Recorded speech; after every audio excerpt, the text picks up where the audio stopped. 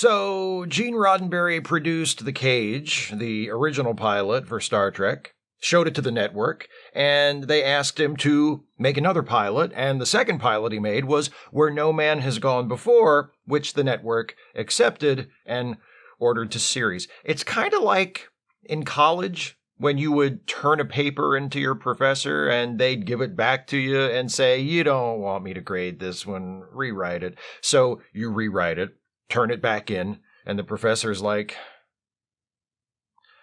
fine, I guess I'll take it. This is a review of both pilot episodes of Star Trek the original series, The Cage, the first pilot, and Where No Man Has Gone Before, the second pilot, or as I like to think of them, the Turtleneck Twins. If by some perverse twist of fate you have not seen either of these episodes and you don't want to know what happens in them, be warned. Spoilers beyond this point. Star Trek the original series is not only the only series in the franchise to have had 2 pilot episodes, it's also the only series where the pilot was not the first episode broadcast. Where No Man Has Gone Before was actually the 3rd episode of Star Trek to air following The Man Trap and Charlie X, and The Cage wasn't broadcast in its originally intended form until 1988. Because they were produced first but released later, much later in the case of The Cage, they feel strangely disconnected from the series they were meant to launch. The Cage, in particular, has an uncanny quality. It's Star Trek, but not Star Trek. It contains many of the elements that would soon enough become familiar tropes in the series and the franchise that eventually grew from it. The young captain, somewhat burdened by the responsibilities of his command, a morally righteous man of action whose closest friend and confidant is the ship's doctor. The exotic alien worlds represented by obvious soundstage sets and studio backlot locations. Spock, who in The Cage is merely the most noticeable of several supporting characters, with no indication that he will someday become one of the most important and beloved characters in popular fiction. But there are also differences between The Cage and the series that followed. They're mostly subtle differences. The sets are a little less colorful, the tone is a little more serious, the dialogue a little more clipped. Watching it this morning for this review, it really struck me how much of it plays like Forbidden Planet, the series.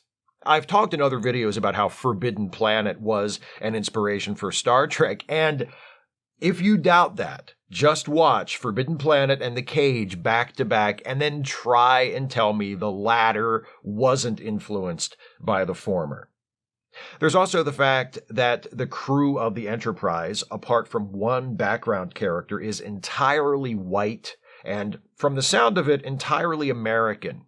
We know from Roddenberry's original pitch to the network that he intended Star Trek to showcase racial and cultural diversity, so perhaps the all-white, all-American cast in the pilot was there to ease the nerves of anxious mid-1960s network executives, to not come right out of the gate doing something controversial like having black people on the show. Captain Pike, played here by Jeffrey Hunter, is a bit of a stiff, but he's also clearly recognizable as the template for Captain Kirk. His stated discomfort with women on the bridge seems anachronistic to us today, but at the time would probably have worked as part of the show's progressive political messaging, just as Captain Pike will have to get over his sexism and accept women as equals in the workplace. So will all of you fellas at home. I'm just guessing that was the intention. I don't really know. Number 1, played by Majel Barrett, giving the best performance she will ever give in a Star Trek show, or perhaps anything else, makes an impression by remaining cool, in control, and, when Pike is gone, in charge. Again, this would have been a bigger deal at the time than it is today. The idea of a woman not only not being overtly sexualized, but also being second in command of the ship, speaks to how progressive values and a commitment to promoting equality and social justice were baked into the concept of Star Trek from the very beginning. Spock, played by Leonard Nimoy, as if I had to tell you that, is mostly the same as we see him in the series. He comes across as focused, serious, by the book. He does crack a smile once or twice, and he is more emphatic than the dry, unflappable Spock we've come to know and love, but I think that's just a matter of both Nimoy and Roddenberry not quite having a handle on the character yet. They and the other writers figured it out pretty quick once the series went into production. As for the story, its beats and themes will be familiar to most Star Trek fans. The plot incited by a distress call from a mysterious source, the captain who is thinking of leaving Starfleet but changes his mind by the end, the aliens who capture our heroes because they need help reviving their dying civilization, the ideas that reality is almost always better than fantasy and that captivity is inherently inhumane. I like the Telosians, the aliens who capture Pike and attempt to control him through their powerful telepathic illusions.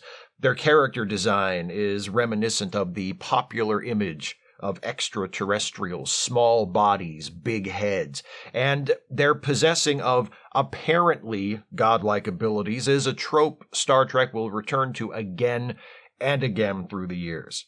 The head Telosian, called the Keeper in the original script, played by Meg Wiley with Malachi Throne providing the voice, projects intelligence and a chillingly casual cruelty that makes him a very effective antagonist. The Cage does drag a bit. Its full running time is 63 minutes. Had it been broadcast in the 1960s, it would have been trimmed by nearly 10 minutes to get it down to a proper running time for a 1-hour show, and I think that would have helped it quite a lot.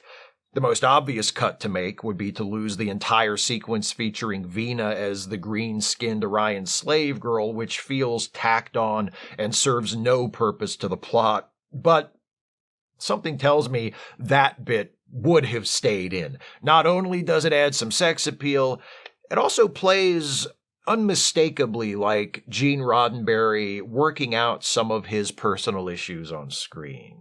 A planet where women like to be taken advantage of? Why, it's the ultimate fantasy, but I can't give in. I must resist. Must I? That is a scene written by an inveterate horn dog who wants you to know he's a horn dog, but is conflicted about it in a way he hopes you will find noble. Speaking of inveterate horn dogs, Captain Kirk. I know, he's not actually that much of a horn dog. That part of his character has been greatly exaggerated. I made a whole video about that. I was just reaching for a transition. So, let's talk about the second pilot, Where No Man Has Gone Before. While there remain a few superficial changes to be made between this and the series, the uniforms, phasers, and a few other props are still in the style used in The Cage rather than those seen in the rest of the series, this pilot moves things much closer to what we think of as Star Trek, both aesthetically and tonally. The bridge is less monochromatic, with the familiar touches of red added in. The tone is noticeably less serious. There's an easy camaraderie among the crew, particularly between Kirk and Spock, Kirk and Gary Mitchell, and Mitchell and Lee Kelso. Spock still shows little flashes of emotion that are uncharacteristic of his familiar persona, but Nimoy's already nearly got him dialed in.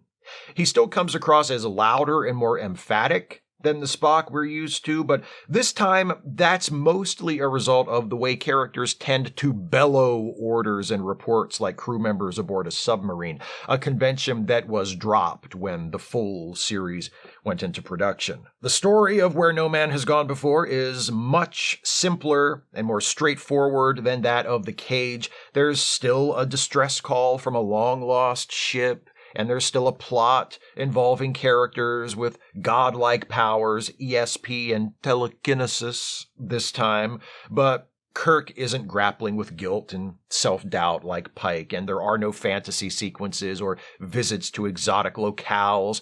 Most of the action is confined to the Enterprise. The only planet visited is Delta Vega, an uninhabited automated mining colony. Instead of aliens, the godlike beings this time around are members of Kirk's own crew, his best friend, Gary Mitchell, and ship's psychiatrist, Dr. Elizabeth Daner, played by Gary Lockwood and Sally Kellerman, respectively, who gain powerful psychic abilities after the Enterprise contacts the galactic barrier.